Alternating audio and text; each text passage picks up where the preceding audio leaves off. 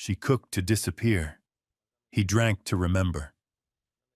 The fire smoldered low in the hearth of the wooden cabin, casting a wavering gold across the walls as if determined to keep certain secrets from breaking loose into words.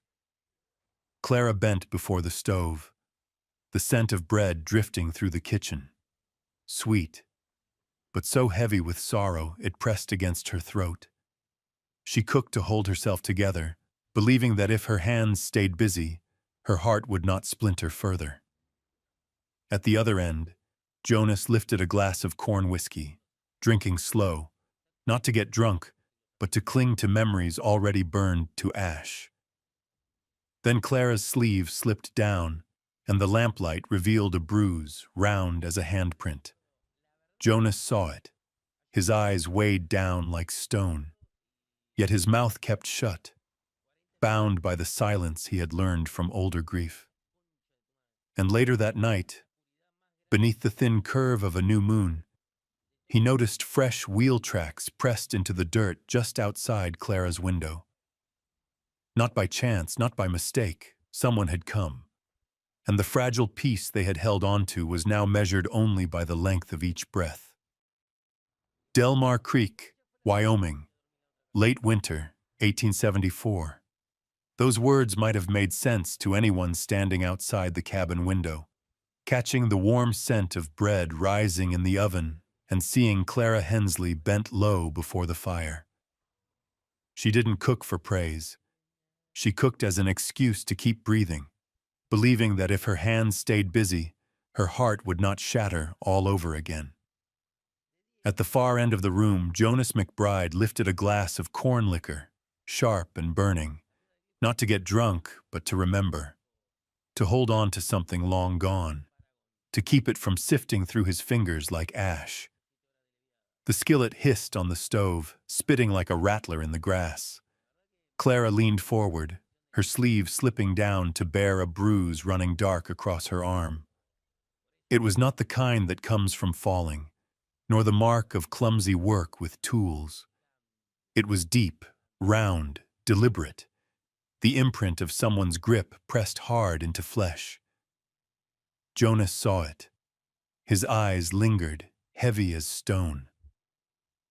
Clara pulled the sleeve back in place with a practiced motion, her face unchanged, only offering a strained smile as she set the fresh loaf down on the wooden table.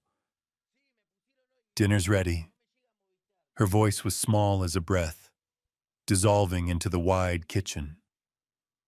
Jonas gave a slight nod, pulled out a chair, poured more whiskey. He said nothing, asked nothing. Silence was his second nature. But silence did not mean blindness. His eyes had long since been trained on blood and scars. He could not overlook a mark of pain laid bare before him. Outside, the ranch lay quiet, steady as always. Autumn wind rustled through the cottonwoods. Cattle bowed their heads to graze. A mule brayed once from the far corral. Peaceful, almost too peaceful. But inside these timber walls, the air felt thick enough to splinter with the faintest touch. Clara cleared the dishes with tidy, economical motions. She never looked Jonas in the eye, as though there was something in his gaze that frightened her. Jonas noticed, but he did not press. He had stopped pressing years ago, the day questions without answers had stolen his wife and their unborn child. He still remembered the house burning down, fire swallowing laughter, and promises alike. All that remained was blackened ash and a hollow in his chest no time could fill. Since then, Jonas had learned that curiosity, the urge to rescue, only carved deeper wounds. He had chosen silence, chosen forgetting. But Clara's bruise would not let him rest. It cut open the grave of memories he had buried.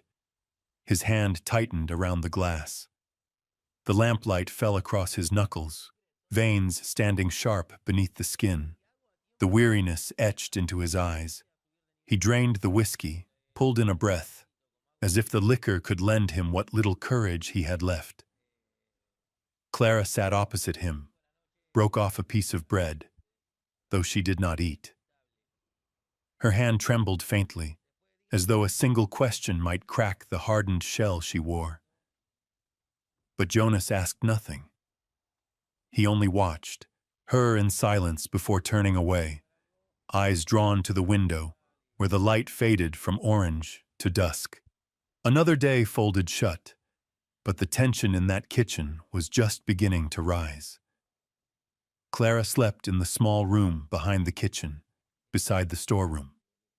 It was the place she had chosen, modest and narrow, just enough to shield her from rain and wind, just enough for a woman with nowhere left to cling.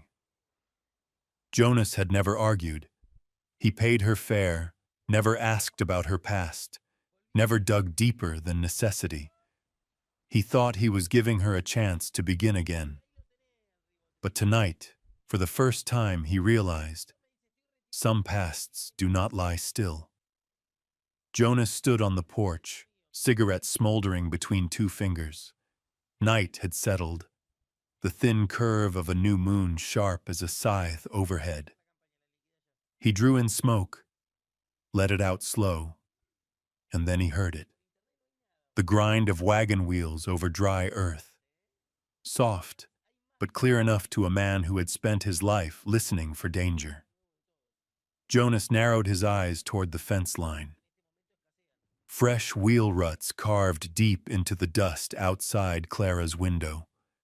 Not from any wagon on this ranch. Impossible. He stepped forward, boots crunching hard against the earth. Kneeling, he touched the grooves, edges still sharp, no more than an hour old. Someone had stopped here. Someone had stood and looked into Clara's room. Jonas lifted his head, scanning the darkness. No sound, no figure. Only wind bowing the weeds and the endless chorus of crickets. Yet every bone in his body told him the truth. Someone was watching. He went back inside, stubbed out the cigarette, laid his Winchester by the bed.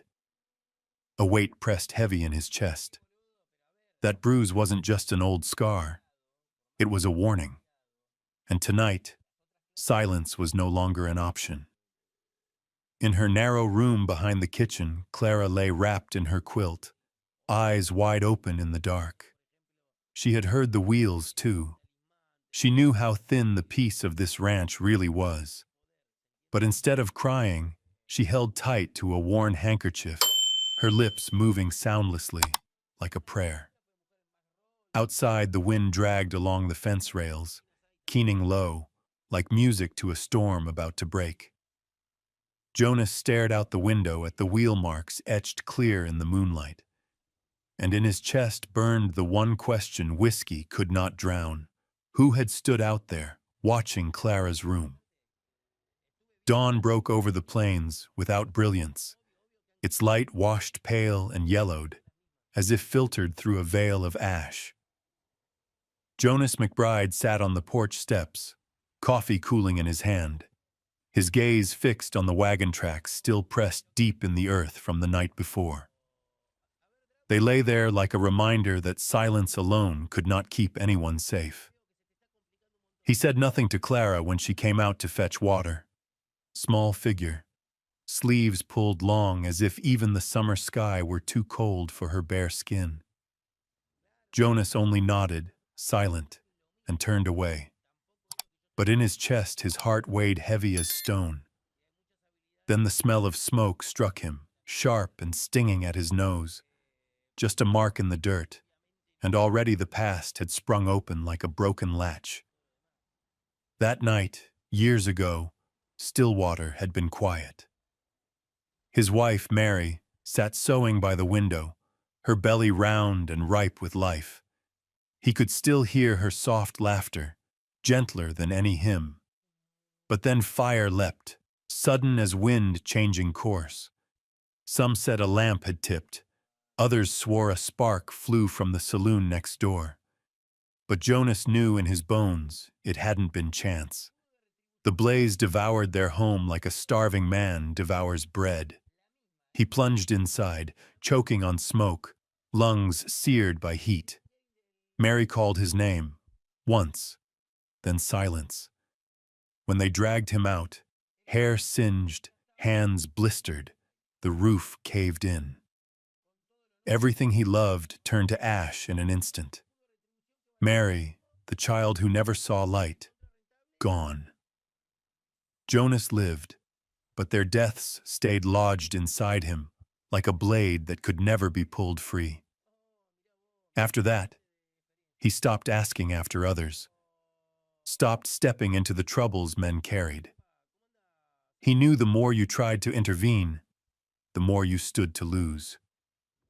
Since that day, he had learned to drink to remember, and to keep quiet just to survive. But now, in this house with a woman hiding bruises beneath her sleeves, silence began to feel like a sin. Jonas knew he could not look away. His mind urged caution, but his heart refused. That afternoon he mended the horse stalls, each hammer strike a hollow attempt to steady his unease. Clara passed with a basket of vegetables from the garden, her eyes avoiding his. Jonas called softly, "You all right?" She paused, forced a thin smile. "I'm used to it." Then she walked on, leaving Jonas rooted in silence. Those 3 words, "I'm used to it," were heavier than any cry for help. A quiet fury stirred inside him, not at Clara, but at a world that taught a woman to treat pain as ordinary. Night fell fast over the prairie.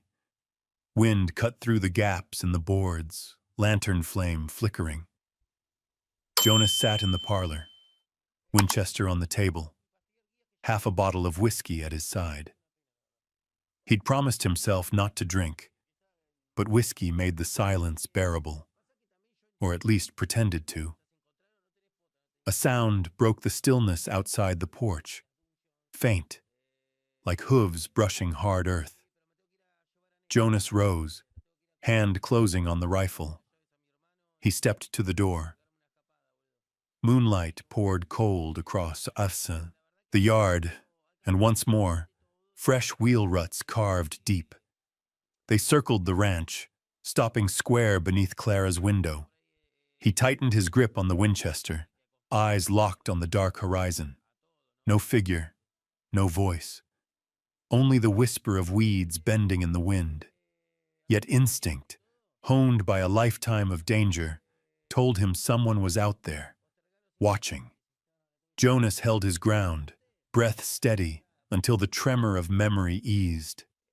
Then he turned back inside, set the rifle by his bed, eyes never leaving the window frame. Sleep would not come easy tonight. In the small back room, Clara pulled her blanket to her chin. She knew he'd seen the tracks. She knew he wouldn't sleep. But she had no strength left for explanations. In the dark, her mind whispered a name she dared not speak aloud. The name that had haunted her across the years. That man was like a ghost, always finding her, no matter how far across the prairie she ran. A tear slid down her cheek, quickly brushed away. Tears saved no one.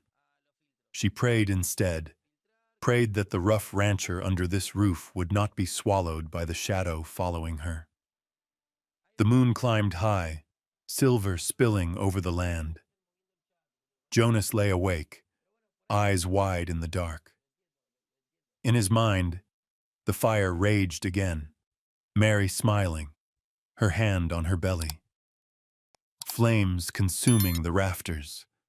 A cry cut short. He bolted upright, sweat cold across his brow. Whiskey hadn't drowned the memory. It only bled the wound deeper. He stepped onto the porch, staring at the ground outside Clara's room. The tracks glared back in the moonlight, as though someone had left a message. "I was here. I will return." Jonas drew a long breath, his hand tight on the rifle's stock.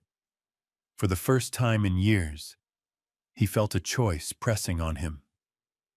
Keep hiding, or stand and face what came.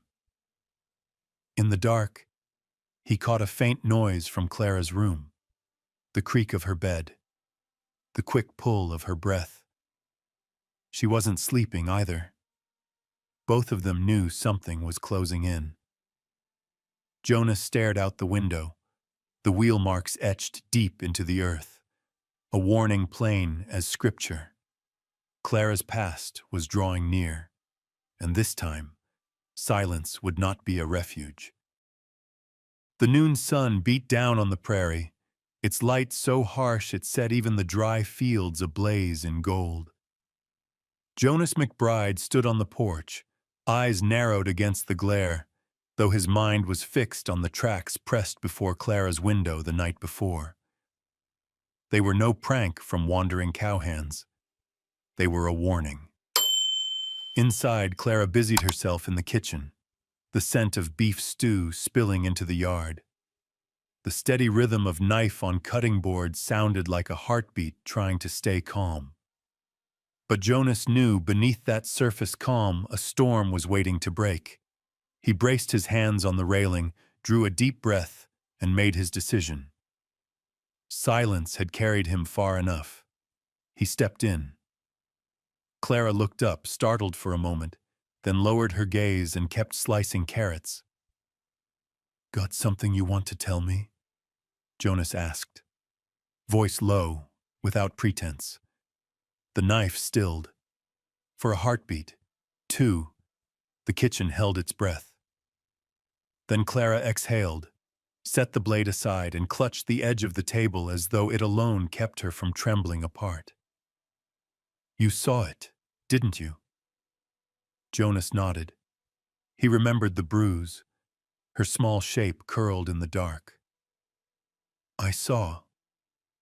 Clara turned her back, eyes fixed on the window where sunlight poured hard across the plains. "His name is Luther Kane." Jonas said nothing, but the name fell in that kitchen like a stone into still water. He had heard of Luther, powerful in the neighboring county, a man of wealth with horses and land enough to drown a map, a benefactor of churches and schools, and yet a name spoken only in whispers when folks recalled the disappearances that never made it to trial. Clara's voice scraped low, steady but raw. "He's got money, men. His reach is in the courts. Even the church takes his silver. You think the law can save anyone from a man like that?" Jonas stared at her thin shoulders beneath worn fabric, and for a breath he saw Mary again, his wife standing by a window, still believing in justice. The fire had taught him otherwise. "You wonder why I'm here?" Clara went on, turning toward him, eyes the color of ash fixed on his. "I lived in his house once, first as a servant, then he called me wife. No paper, no vows, just his secret amusement. When he tired of me, he beat me. When his temper flared, I was nothing but a bag to strike. And when I ran, he swore he'd find me." Each word landed in Jonas like the swing of a hammer. He didn't need to pry further. Her eyes carried all the proof. "And last night," Clara gripped her sleeve, her hand trembling. "You saw it. He's here. He won't stop." Jonas lowered his head, fingers tapping the wood grain, the picture clear in his mind. Wheel ruts in the dirt, bruises on her skin, a man rich enough to bend the law itself.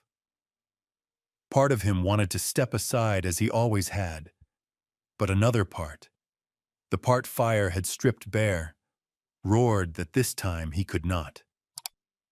"You afraid?" he asked, voice rough.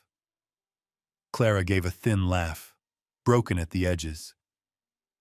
"Afraid? I've been afraid for years. Now I'm just tired." Dust swirled through the window frame on a dry wind. In that moment, Jonas understood. Silence would kill her quicker than any man's hand. He pulled a chair close, sat opposite. "Tell me everything." Clara spoke slowly. Of the day she was forced from servant to wife. Of nights when his drunken fists were her only company. Of escapes cut short by threats and bribes that turned every friendly face against her. Here his money buys more than justice. Folks see me as nothing but some whore lucky to catch his eye. Jonas listened without a word, his face drawn tight as a bowstring. His silence wasn't disbelief. It was rage simmering, fueling a fire she could not see. When her voice finally broke off, the kitchen was silent, broken only by the tick of the clock. Jonas leaned forward, spoke low but steady. If he comes again, you won't face him alone. Clara shook her head, lips pressed hard. You don't understand. He won't quit. You help me, you lose everything. Jonas met her eyes, let out a slow breath. I already lost everything. Clara froze. His words needed no further telling. The pain in his voice was enough. Fire had taken all he loved once before. Evening bled into the kitchen, painting it with a red dusk glow. Clara turned away, afraid she might shatter if she looked too long. Jonas sat still, hand on a cold cup of coffee, eyes distant, but in his heart a choice had settled. When darkness closed in, the ranch sank into its hush. Clara lit a lantern, her hand trembling, the glow catching the hollow of her cheeks. Jonas lingered on the porch, watching the moon stretch shadows across the yard. A northern wind whistled down, rattling the eaves, dragging unease with it. Then came the sound of hooves, not near, an echo, carried across distance. Jonas stiffened, eyes on the fence line. A lone rider on a black horse sat in the moonlight, still as stone. The man did not speak, did not move closer. He only watched, silent as a wolf waiting on prey. Then, after minutes that felt like hours, he jerked the reins and vanished into the tree line. Jonas tightened his grip on the rifle. He needed no more words from Clara. He knew. Luther Kane had come. Jonas stood there, watching the shadows swallow him whole. The fight was no longer a question of if, but when. And inside, Clara trembled before the lantern light, knowing the nightmare had already reached the ranch gates. In the kitchen, the lamplight flickered across Clara's face, carving lines of shadow and flame. Wind slid through the cracks of the door, making the flame inside the glass tremble. She sat at the table, hands clasped tight, eyes fixed not on Jonas, but on the empty space before her. The law won't save me. Her voice was hoarse, flat, as if she had repeated the words so often inside herself, they had hardened into truth. Jonas sat across, his broad shoulders casting long shadows on the timber wall. He didn't rush to speak. He let the words hang there, like the toll of a bell fading slow. Clara drew in a breath, steady but heavy, and began to unlock what she had buried for years. When I first walked into Kane's house, I was just a girl needing work, a kitchen maid, washing dishes, scrubbing floors. I thought hard work would earn me a living, but to him no one was ever just help. Once he set his eyes on you, there was no way back. Her lips tightened, fingers knotted white. At first it was errands. He called me to pour whiskey, to fetch a towel. Then, little by little, he barred me from stepping outside. His kin only looked on. None dared speak. I was trapped inside that grand house, turned from servant into amusement, paraded before his drunken friends. He called me wife, but there were no papers, no vows, only a gilded prison where every door locked from the outside. Her voice broke. She rose, moved to the window, pressed her hand against the frame. Moonlight painted her thin figure in silver. If I show my face now, if I say I lived under his roof, this whole town will turn its back. They won't see me as a victim. They'll say I was a woman Cain favored. They'll call me greedy, dirty, and I don't have the strength left for those stares. Jonas leaned his elbows on the table, fingers drumming slow.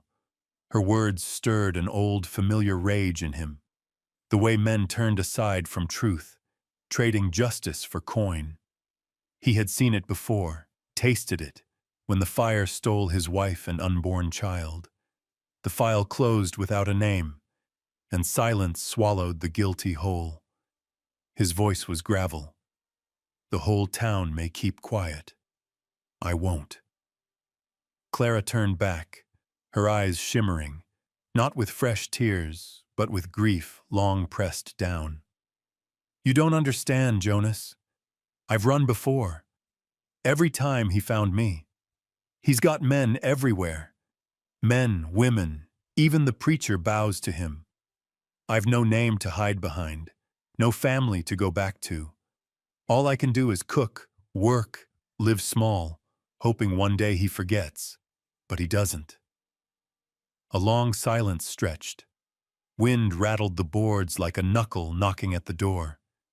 Jonas rose, stepped closer, his gaze hard. The world can turn its face, but I won't. I saw the bruise. Last night I saw the tracks at your window. No man's got the right to that, Clara. Something flickered in her eyes, half hope, half terror. She turned away quickly, burying her face in the dark, beyond the window. If you knew who he was, you wouldn't say that. That night, the ranch held tight with a silence thick as rope. Jonas paced the porch, rifle never far. Clara lay in her small room, blanket pulled to her chin, eyes wide in the dark. Both knew her confession had opened a door that could not be closed. The prairie insects rose in a sudden chorus, then cut off. The air pressed heavy. Jonas lifted his head, feeling the weight of eyes from afar. He was not mistaken. At the fence line, a black horse stood under the moon, its rider still as carved stone. Luther Cain. He did not speak. He did not move forward. His presence alone fell across the ranch like a sentence passed. Jonas's grip tightened on the rifle, heart hammering. In her room, Clara yanked the curtain closed, her legs trembling. That name, Luther Cain, didn't need to be spoken aloud to turn the night into a waking nightmare. Luther sat his black horse, silent beyond the fence, his shadow melting into the dark. He didn't have to cross it. His stillness alone chained the ranch in cold iron. At the far edge of town stood a weather-worn cabin sagging beneath the shade of an old oak, a place few men approached unless the matter was grave. The door hung gray with age, the steps sunk low, and beside it rocked a chair where an aging figure once bearing the Texas Ranger star often sat, watching the years drift by. Ezekiel Boone, his left eye long lost to a gunfight in Pecos, wore a black patch across the scar that carved deep into his cheek. He limped, his left leg shattered through the knee by a bullet years before, every step heavy as if it dragged the memories he refused to carry. Boone had laid down his badge long ago, leaving behind a legend both respected and feared. The man who hunted outlaws from the Texas border clear into Arizona. The man who had seen too much blood to ever believe justice lived only in ink and paper. Jonas McBride rode to Boone's house beneath a sky heavy with storm clouds. He dismounted in the yard, reins drawn tight, and watched the broad shadow of Boone still as stone in his rocker. The wind teased the edge of the patch across his face, and the scar beneath caught the dim light. Boone held a half-finished glass of whiskey, and when he saw Jonas, he let a tired smile tug at his mouth. The kind of smile reserved for the rare soul who still dared step through his door. Jonas tied his horse and walked up. Boone studied him long before speaking, his voice rough as gravel. "McBride, I figured you quit chasing trouble." Jonas didn't answer at once. He let the silence stretch, his eyes on the horizon darkening to violet. Then he spoke slow, as if confessing a weight. "I can't turn away, Boone. There's a woman, and a name you've heard before. Luther Kane." The patch flickered as Boone shifted, though his face stayed hard. He drank deep, set the glass down with a dry crack against the wood. "Kane. That name's a curse in this county. Part reason I gave up the badge.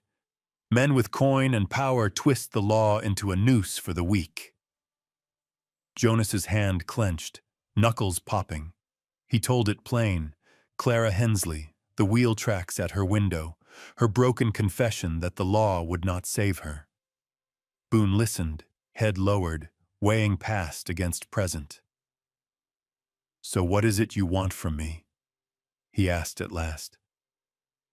Jonas's voice was low, steady. "I want justice, Boone. Not the kind written down. The kind only men who've stared at death understand. I can't take him alone." Boone gave a dry laugh, rough as smoke. "Real justice carries a price. You ready to pay it?" Jonas said nothing. In that silence, Boone caught a reflection of himself in the younger man's eyes. A soul hollowed by loss, yet still standing. With a sigh, he reached for the cane at his side, pushed himself upright. He limped, but each step still carried the weight of a man who once drew iron for duty. "All right, McBride. I'll help you. One last time. But remember this. It won't be about fast guns or slow ones. It'll be about seeing through the paint-washed walls this town hides behind." Inside, they sat at Boone's table. Jonas pulled a folded scrap from his coat, a rough map he'd drawn, marking the haunts of Luther Kane, the hidden houses under his thumb. Boone studied it, slow, calloused finger tracing each line. "Kane doesn't move alone," he muttered. "He's got a web. The church, the courthouse, hired guns by the dozen. To bring him down, you don't just aim for the heart. You drag him into the light, where all those too scared to speak are forced to see." Jonas nodded. That was why he'd come. Not for a gun alone, but for a mind seasoned by both sides of the law. Outside, dusk spread red across the sky, like a wound still bleeding. In the lamplight of that cabin, two scarred faces leaned over the table, words struck like hammer to iron. They planned until the night swallowed the hills, each sentence carving itself into the wood like destiny. When Jonas rose to leave, Boone walked him to the fence. Before turning back, he spoke, his voice sharp as steel against bone. "McBride, I haven't many years left. But if this goes wrong, make damn sure the blood spilled forces this town to stop turning away." The night wind keened across the grasslands as Jonas rode back toward the ranch, hooves drumming steady. Inside him, a fire had kindled, not the blaze that once stole his family, but a flame of resolve. Boone had chosen to stand beside him. This time Jonas knew he would not face the darkness alone. The room smelled of pine wood and old cigar smoke. Jonas and Boone sat across the warped table that had borne the weight of a Texas Ranger's life. Ezekiel Boone tilted his head, the one eye left to him flashing sharp as a knife's edge in the dark.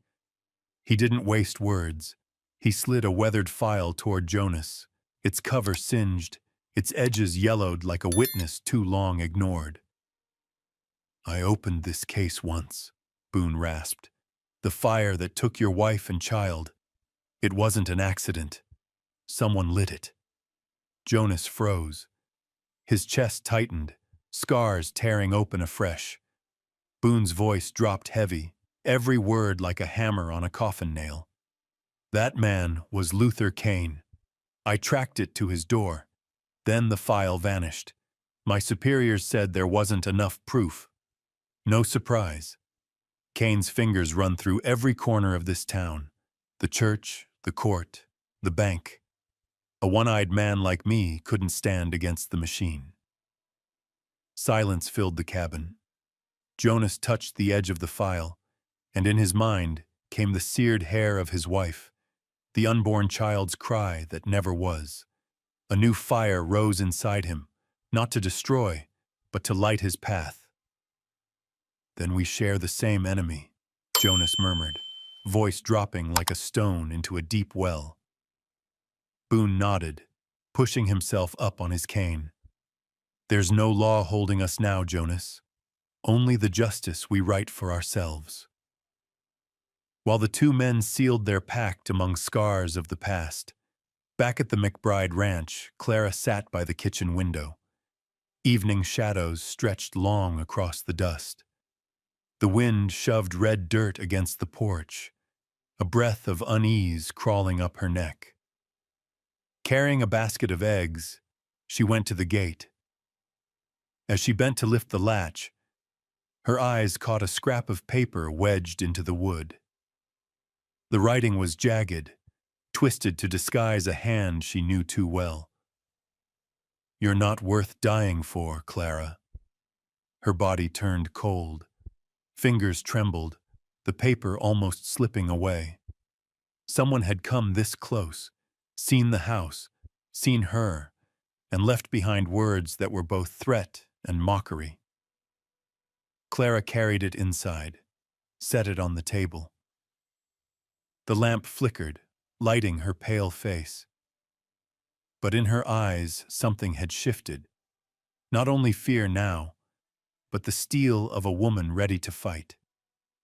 She opened a drawer, drew out the old revolver Jonas had left from his last trip to town. The metal was cold in her palm, the scent of gun oil sharp, recalling distant afternoons at a shooting range with her father. She sat at the kitchen doorway, chair pulled square, revolver ready. Night fell fast, heavy as a blanket smothering the hills. She left the lamp low. Silence thickened until only her heartbeat and the insect chorus filled the air. Her grip tightened on the gun. Every creak from the porch made her raise her head, her pulse leaping. In the dark, shapes twisted. The broken chair became a figure. The cane by the wall, a rifle aimed her way. Still, Clara did not move. Luther Kane's voice echoed in memory. The chains of humiliation, the commands that once bound her. She whispered into the dark, a prayer and a vow. No more. No one takes another thing from me. At that moment, Clara Hensley, once trapped in the title of wife without a name, sat alone in the ranch kitchen, revolver cocked. On the table lay the letter, cold as steel, daring her to face what was coming. The door creaked. Clara flinched. Wind or hooves drawing near. She lifted the gun, sights fixed on the shadow shifting beyond the frame. That night, in the silence of the kitchen, Clara sat like a living statue, finger poised on the trigger, waiting for Jonas to return or for the shadow of Luther Kane to cross the threshold. That night, the sky hung a thin sliver of moon, curved like a blade cutting into the dark. Delmar Creek wasn't truly a river, but a branch stream carved deep through barren rock, hemmed in by reeds that grew thick as a fortress wall.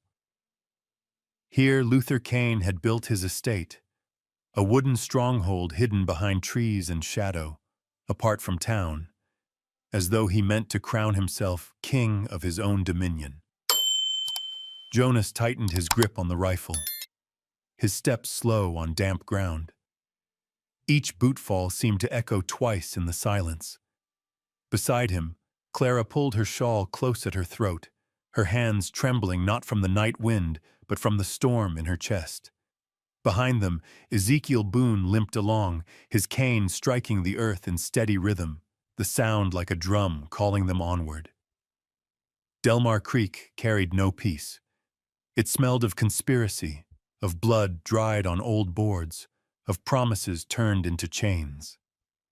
Jonas knew that with every step tonight, he wasn't only walking toward Luther Kane, he was walking back into the fire of his own past. Boone whispered, voice gravel from smoke and saddle years. This place has more than guards. Luther keeps hounds. One wrong sound, and they'll bring the pack. Clara nodded, her eyes unblinking. Fear inside her had hardened into something else, a frail but stubborn armor forged out of humiliation and pain. She hadn't come to prove her strength. She came because there was nowhere left to run. The night thickened as they reached the outer fence. Jonas signaled halt, then knelt, tracing the fresh prints stamped in wet dirt. Heavy, even guards' boots, but there, amid them, a smaller track, heel worn down. Jonas knew it at once. A woman's step. He glanced at Clara. He didn't speak, but she understood. Luther hadn't stopped. He was still keeping women locked as wives without names. The creek's murmur echoed off stone. Clara drew a sharp breath, her voice aflame against the dark. If I go in, he'll ease the guard. I know how to make them believe. Jonas seized her arm, eyes dark as iron. No, you won't be bait tonight. Boone leaned on his cane, his single eye steady, deep as a well. Remember, sometimes only the marked can break the wall. The air stretched taut, a bowstring before release. Clara knew Boone's words weren't pressure. They were the truth of the frontier. Law could be bought, but justice lived only in those willing to walk through shadow. They moved along the fence until they found a break hidden in brush. Jonas slipped through first, rifle ready, and waved Clara forward. But as she crouched, a dog's bark split the night, tearing silence wide open. Jonas yanked her into the shadows of a timber shed as boots thundered and torches swept across the yard. Clara pressed against him, the smell of sweat and gun oil mingling with damp earth.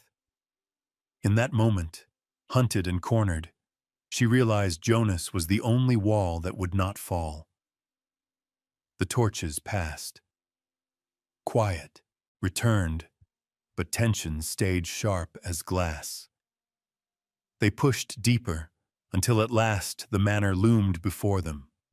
A dim lamp flickered, throwing Luther Kane's shadow across the wall.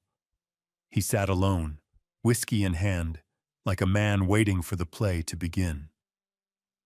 Boone drew a folded sheet from his coat, handed it to Jonas. The copy of the file long buried, records of the fire that had stolen his wife and child. At the bottom, blurred but legible, the final signature, Luther Kane. Jonas's breath caught. Rage surged, his hands trembling on the rifle, but Boone's hand clamped him. If you kill him in fury, he wins. You make him bare his face before the town. Clara laid her small hand over his, her whisper faint but steady, like the last ember of a dying fire. You're not alone anymore. They waited until the dark closed tight, then moved forward. But from the north came the thunder of hooves.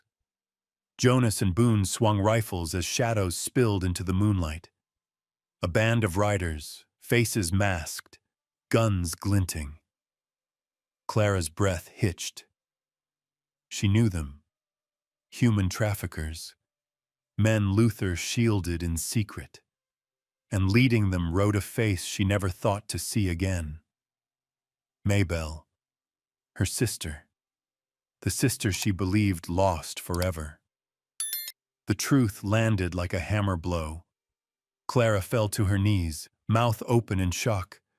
Jonas gripped his rifle so tight his knuckles whitened. Boone's voice rasped through the night. "This ain't just revenge. This is a web." The hounds barked again, fiercer now. Inside the house, Luther Kane rose with his gun, his laughter rolling low, the sound of a predator long prepared for this hunt. Delmar Creek was no longer the quiet dark. It had become a battlefield, hanging between truth and fire. And Jonas knew, by sunrise, blood would stain this ground. The only question was whose. In the thick dark of Delmar Creek, every step weighed on Clara as though she were dragging chains. Jonas walked ahead, holding a storm lantern low so its light would not betray them. Boone followed, his old rifle steady in his grip as if it were part of his body, the tap of his cane against the earth marking their pace. The wind cut cold, carrying the smells of dry grass, horse sweat, and something heavier, metallic, the lingering stench of blood spilled long ago and never washed clean. They slipped along the horse stalls, their foot funnels barely whispers. Then Clara stopped short. In the silence, she heard it, thin, trembling, almost unreal, the sound of a child crying. It threaded through the cracks of rotted boards, blending with the wind, but it was enough to shake her heart. "Do you hear that?" she whispered. Jonas tilted his head. Boone nodded once, his lone eye narrowing. They moved closer. The stable was black, save for the faint glow of the lantern. Jonas lifted the rusted latch, hinges groaning loud in the stillness. The smell inside hit them sharp, rotting hay, animal waste, and dust. Then the cry rose again, clearer now, frantic. The lantern's beam swept into a corner, and Clara's knees almost buckled. A girl of 8, frail and dirt-streaked, her hair a wild tangle as if untouched by a comb for months. Her tiny wrists were shackled with iron chain to a wooden post. Beside her crouched a massive hound, chained short, its eyes red but hollow, body trembling with hunger. The child lifted her head, tears glistening in the dim glow, and Clara saw herself in those eyes, her own childhood reflected back at her. Her throat closed tight. "Eliza," Jonas turned sharply. "You know her?" Clara stepped forward, her hand trembling as if afraid to touch a ghost. "She's my niece, my sister's child. She vanished after my sister died. I thought she was... God help me." Boone's brow furrowed, his voice grave. "If this is true, Kane's been holding her all these years. He's no ordinary bastard. This here is evidence heaven itself laid in our hands." Clara knelt, cradling the girl's face. Eliza sobbed, clutching at her aunt's dress with frail fingers. "Aunt Clara, I knew you'd come." The words cut deep as any blade. Clara wept, pulling the child against her chest.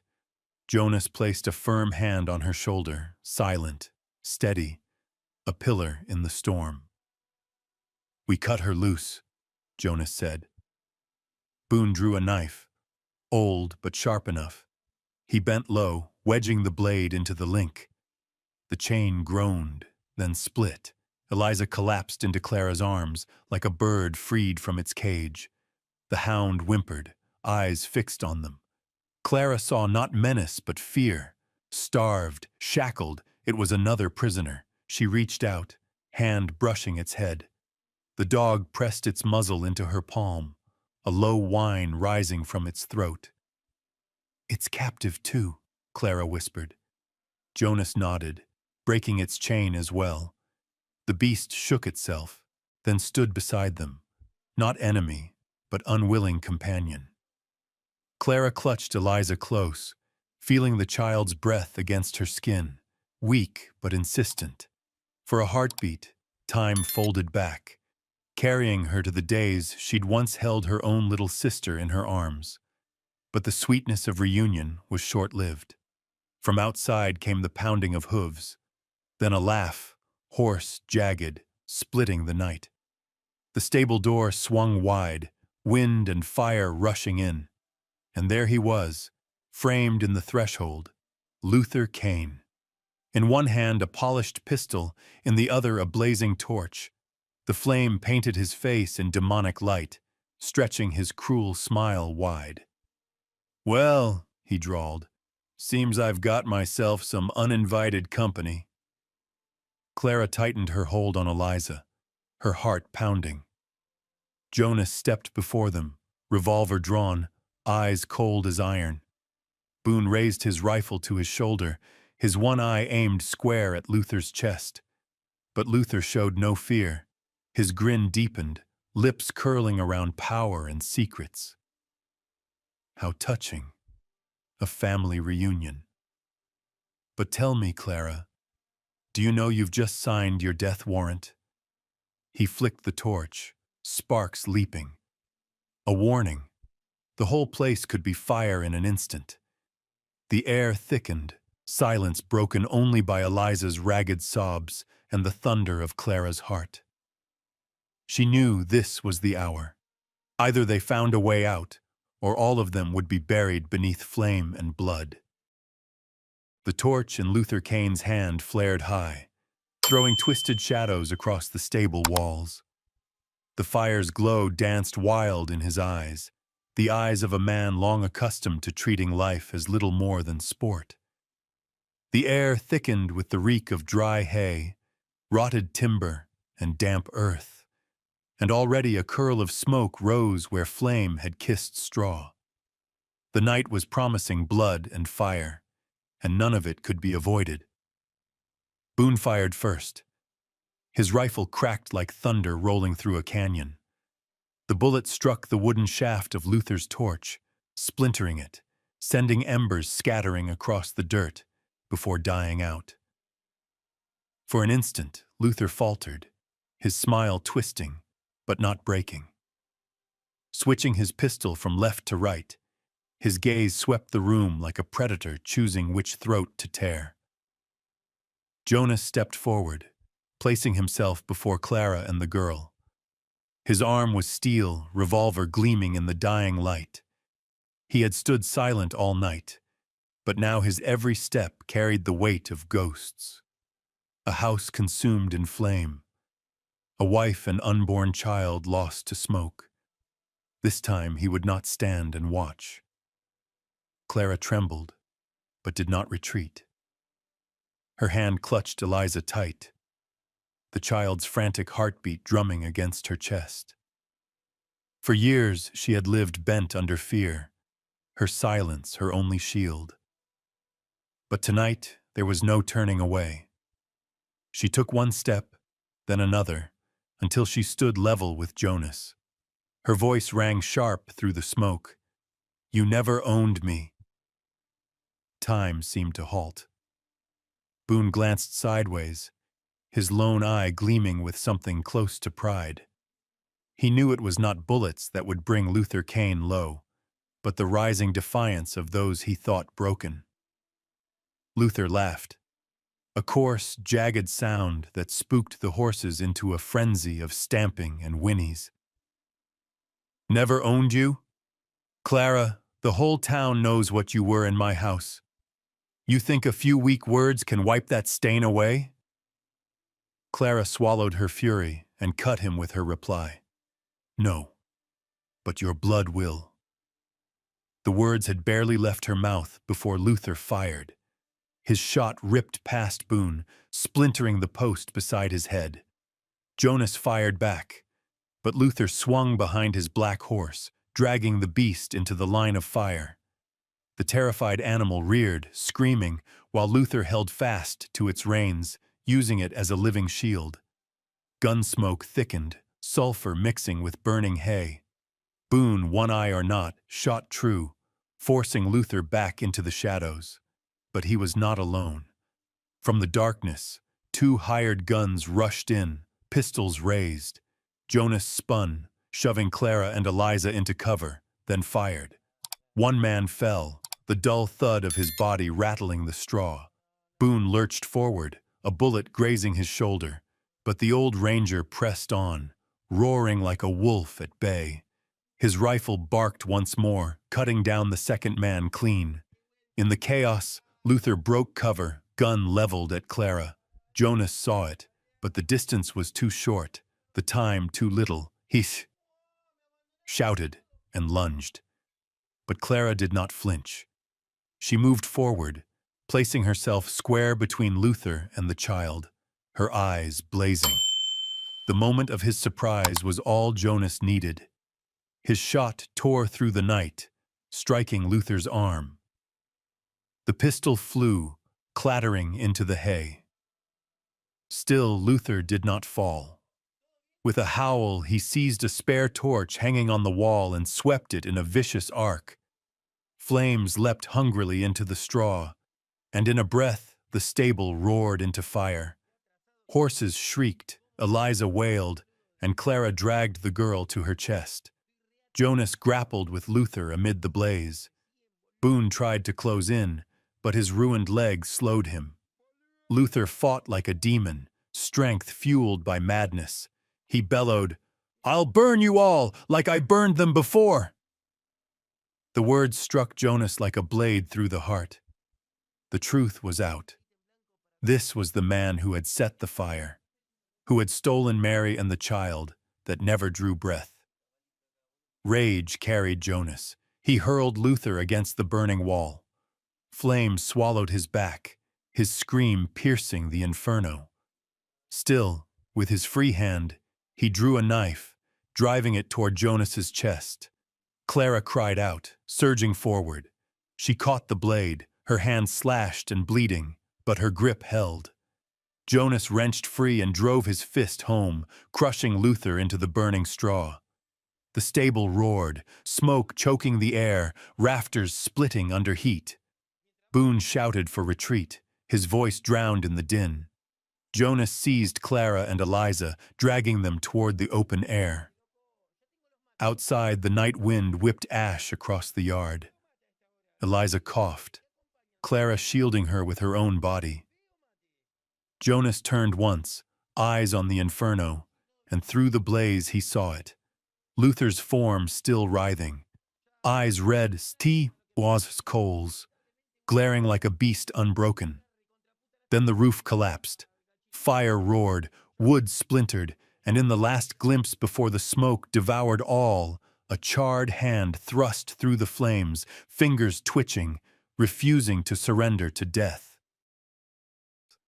Dawn crept slow over the Delmar Creek Valley, its first light spilling across the smoke-scarred ruins of the night.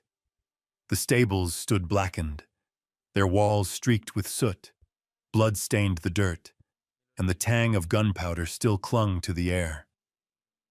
In the hush, only the ragged breath of horses and Eliza's muffled sobs broke the silence. Clara knelt beside the girl, arms locked around her, trembling at having survived a shadow that had seemed immortal. Jonas stood apart, eyes fixed on Luther Kane bound to the ground. Rope bit deep into his wrists, the flesh raw and bloodied, yet his crooked smile still poisoned the air. He spat blood, voice rasping but arrogant. "You think you can keep me here? The law of this county still belongs to me." Boone hobbled forward, Kane biting the earth, his single eye flashing sharp as a blade under the morning sun. His voice gravel-dry but cutting clear. "County law, yes, but this time your crimes reached beyond. I've sent the proof to the federal court. Your trafficking, your arson at Jonas's house. The file's not buried anymore." It's coming down on your head." The words hung heavy. Clara turned, tears shining, yet a strange light flickered in her gaze, disbelief and deliverance together. For years she had lived haunted by the thought that no law could save her, that money and power would always twist justice. But here, now, the truth was spoken aloud. Jonas's shoulders tightened. Memory burned back. The red doorframe of his house, his wife's cries lost in smoke, the unborn child silenced before its first breath. Rage tightened his hand into a fist, knuckles bone white. He said nothing, only stepped aside to let Boone face Luther. Kane coughed a bitter laugh, lifting his head despite the rope. "Federal court? You think men in some far-off city care about a few missing slaves? A burned house in a forgotten town? They want money, and I've got more than enough." Boone snorted. From his coat he drew a thick envelope and tossed it at Luther's boots. Papers spilled across the dirt. Ledgers of trades. Lists of the vanished. Letters of bribes with Kane's own signature. "These I kept from the fire years back. I waited for the day. That day is now. Your allies have abandoned you. Even the men who drank at your table last night won't stand beside you come morning." The air grew heavy as stone. Clara clutched Eliza tighter, her heartbeat drumming fast. She knew Boone spoke truth. Luther was no longer the predator stalking from shadows. He was a beast with broken fangs. But he would not bow. His laughter cracked, blood flecking the ground. "Listen close, Clara. You were never worth dying for. And that girl, she has no papers, no name on any roll. Federal law might drag me off, but she'll return to me. She belongs to me." The words split the silence like a knife. Clara froze, Eliza burying her face in her chest, fingers clutching her dress. Jonas stepped forward, shielding them both. Dawn's light poured across his shoulders, a faint halo as he spoke. "No, you're finished, Luther. You took everything from me once. Not this time."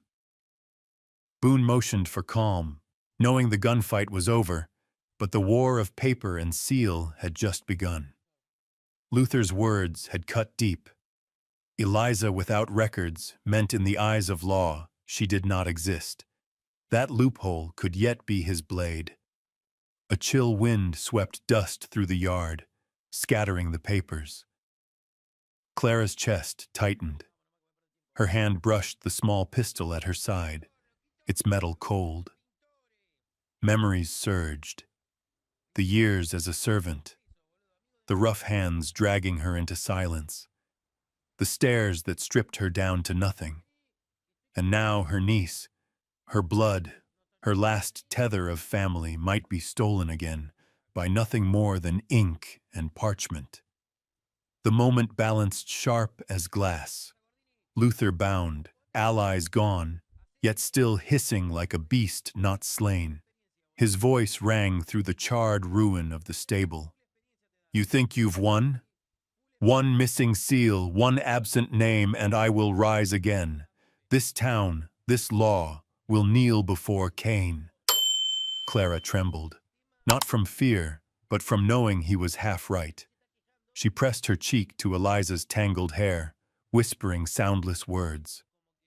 Jonas's hand gripped her shoulder, firm. Boone stared toward the horizon, where morning light spread wider, heralding another kind of battle, not of bullets, but of ledgers, red seals, and law. The night had bled to bind Luther Kane, but the morning unveiled a harder truth. Federal justice could come. But to protect Eliza, to protect herself, Clara and Jonas would have to walk a road far longer and far less certain. Luther lay bound, allies scattered, but his last card remained. Eliza without papers. In the eyes of law, the child did not exist, and that was the dagger he promised he would wield, even from chains. When Clara led Eliza back into town, the main street seemed to hold its breath. Folks lifted their heads from under old awnings, stopped tying horses or stacking sacks of flour. Their eyes fixed on the pair, a woman long whispered about for her shadowed past, and a thin child whose wide, frightened eyes hadn't yet grown used to daylight. At first, no one spoke. The sound of their footsteps echoed on the wooden boards, sharp and lonely, as though the town itself was testing whether they could endure the weight of 100 watching eyes. Jonas walked at Clara's side, face carved from stone, his hand resting on his holster, an unspoken guarantee that any insult or move against them would have to reckon with him first. The grocer's wife shook her head. An old preacher made a shaky sign of the cross. Murmurs rose. Where'd that child come from? No papers? Must be stolen. Clara's gone and found trouble again. But then something small shifted the tide. Maria the seamstress, a quiet woman seldom meddling in town affairs, stepped forward, opened her shop door, and said, "Come in, I'll fit the girl a proper dress." Her words cut through the silence like a pair of shears slicing cloth.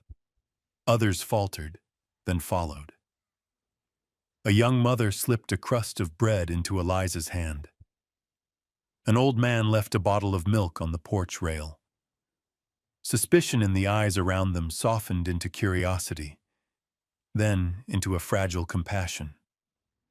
Clara bowed her head in thanks and led Eliza on. She knew the road to acceptance would be long, but at least, for the first time, they weren't turning their backs on her. That night, Clara's small wooden house glowed warmer than it ever had. The fire in the hearth beat back the dark outside. Jonas sat on the porch cleaning his revolver, eyes scanning the night like a man too seasoned by ambushes to let his guard down. Boone rested in the barn, leaving them their space. Clara peeled away Eliza's worn dress to wash it. There, hidden in the frayed hem, she found a ribbon, crudely stitched into the seam. She lifted it into the lamplight, and her eyes stung. Faded blue thread spelled 2 small letters. M.E. Clara's hands trembled. "Eliza, do you know where this came from?" The child's eyes widened. Confusion at first. Then recognition bloomed. Her lips quivered as though a door in her memory had finally cracked open. Mama called me May Eliza Harper. She said my name meant spring. But then, they took me. They stopped calling me anything. The sobs that followed were not born of fear, but of release. The return of a name stolen from hers. Clara wrapped the girl tight, tears wetting her hair. For so long she had thought herself the lone survivor, but now kinship had flesh and voice in her arms. Jonas stepped quietly inside, watching the two of them. In the flickering light, he saw a vision of Mary and the child he had lost to fire years ago, shadows rising out of the past. This time, he did not look away. He understood now that justice was not only about chaining evil, but about restoring what it had stolen, even if it was just a child's rightful name. By the next day, word of May Eliza Harper rippled across town. Folks whispered that the girl had been among the names once recorded in the church's baptism ledger, one of the lost children. Some pitied, some doubted, but none could deny Clara now. She was no longer a woman hiding shame, but an aunt reclaiming her blood. Mothers began to bring their own children to play, first with shy offerings of candy, then with short afternoons of laughter. The blacksmith carved a small plaque and nailed it to Clara's door. May E. Harper. For the first time, the girl had something Luther Kane could not erase: an identity. Yet even in that newfound peace, Clara still dreamed of a black horse standing at the fence line. She knew Luther was not dead. Shackled, dragged before federal law, yes. But a man like him would never stay silent. Somewhere he still had allies, still had secrets, and his words the day he was bound still rang in her skull. The girl has no papers. I'll claim her back, in court or in blood. Clara understood. Finding Eliza's true name was only the first step. Next would be proving to the world that the girl not only had a name, but the right to live free, beyond any chain. In the dim light, Clara sat with the ribbon clutched in her hand. M.E. glinting faintly like a fragile thread between two generations. Whatever Luther planned, she swore no one would take this name away again. Morning in town woke beneath the pale gold of autumn light, drifting softly through dusty window panes. There were no church bells, no fiddlers striking a tune to mark the day. Only the distant whinny of horses, the whisper of wind across eaves, and the measured tread of boots on red earth. That was the only music to witness a wedding unlike any Dryford had ever known. Clara stood in a small room behind the chapel. She wore a simple beige dress, no lace, no ribbons, no veil. The cloth was old, patched more times than she cared to count through winters, when dresses were nothing but tattered shields against the cold. Yet this morning, it became her wedding gown. Not grand, not glittering, but clean, steady, and true, just like the road she had walked to stand here. Out in the chapel's main hall, Jonas adjusted the rough collar of his shirt. His suit was no newer than hers, but washed and pressed with care. Boone, aged and worn, sat in the front pew, his black patch dimming the scar of the eye he had lost. He hated crowds, but today he came, for he knew his own hands had helped pen this ending. Between bride and groom stood Eliza, now no longer nameless, but proudly May Eliza Harper. She wore a cotton dress of soft blue, once belonging to Boone's late wife, Maria. In her small hands, she carried 2 old silver rings. One had belonged to Clara's mother, the other Jonas had kept from his grandfather. Bent, scratched, unpolished, but when pressed into her tiny palms, they shone with a sacred weight. As the preacher spoke his prayers, Clara did not look at him, nor at the watchful town. She looked only at Eliza. Those young eyes, once wild with terror in the stables, now glimmered with a warmth that defied every shadow. The child was living proof that life could grow again from a bed of ashes. When the preacher posed his age-old question, Jonas did not rush to answer with words.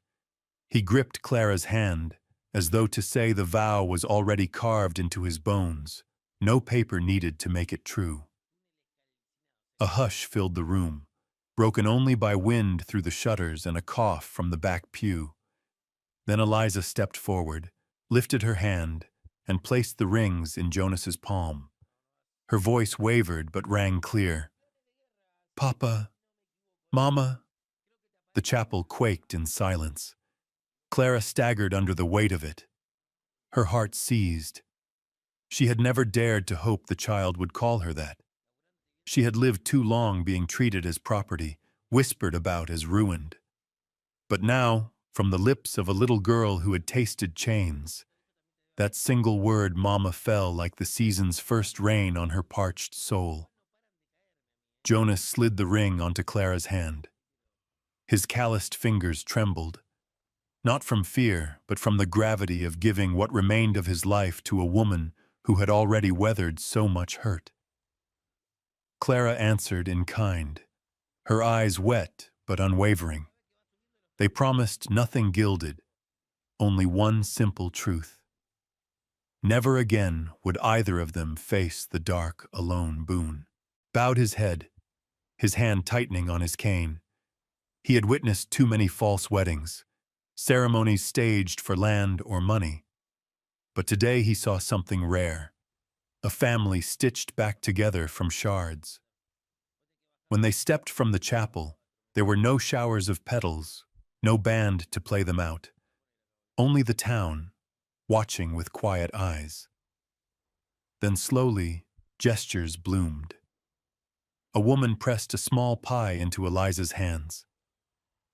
A child shyly gave Clara a bundle of wildflowers plucked from a fence line. Cautious, halting, yet unmistakably a welcome. That night, in their cabin, the fire crackled steady. Jonas tended the flames. Clara set dishes aside. Eliza scribbled on a scrap of paper, her tongue caught between her lips as she signed for the first time. May Eliza Harper. She looked up, asking if her mother would be glad to see her name whole again. Clara pulled her close, tears falling into the girl's hair. Later, as the dark pressed in, Jonas lay on the rough-hewn bed. Clara cradled Eliza, humming a lullaby she could scarcely remember learning. The tune was raw, imperfect, but soft enough to lead the child into sleep. In dreams, Eliza whispered once more, "Mama." Clara tightened her arms, and in that moment she knew every scar, every loss, every shadow branded into her past was being mended by one thread alone: love. The fire's glow danced on the cabin wall, shaping the three of them into one wavering silhouette, fragile, yet unbroken. Outside, the prairie night lay heavy and vast. Inside, a family had been born, not by law, not by wealth, but by the union of the broken finding one another. And when Clara looked from Jonas to Eliza, she whispered words meant only for the three of them. The past carved scars, but love stitched them into something unbreakable. If this story stirs a memory or a belief within you, please share a few words down in the comments. Don't forget to hit like and subscribe to the channel, so together we can preserve these beautiful fragments of memory from the Wild West. For there are stories not only meant to be heard, but to remind us that love, even when it comes late, can still bloom.